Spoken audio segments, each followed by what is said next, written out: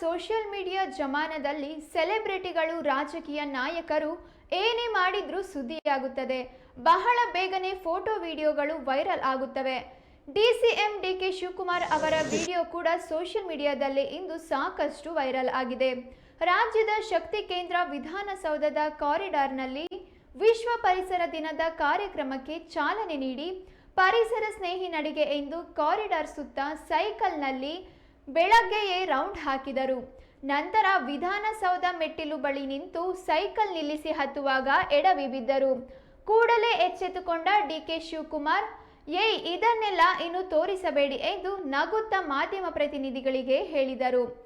ಆದರೆ ಅಷ್ಟೊತ್ತಿಗಾಗಲೇ ಅವರು ಬೀಳುವ ದೃಶ್ಯದ ವಿಡಿಯೋ ಶೂಟ್ ಮಾಡಿ ಸೋಷಿಯಲ್ ಮೀಡಿಯಾದಲ್ಲಿ ಅಪ್ಲೋಡ್ ಮಾಡಲಾಗಿದೆ.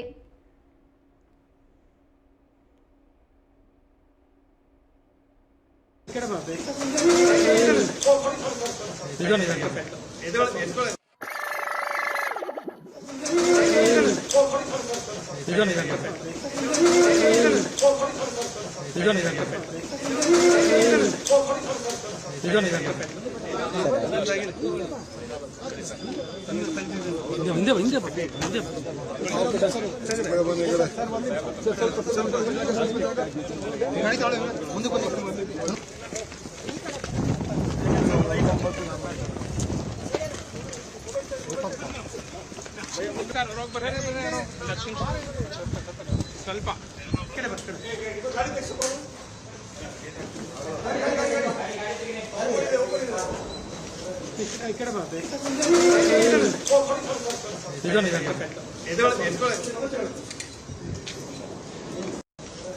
ಈ ಕಡೆ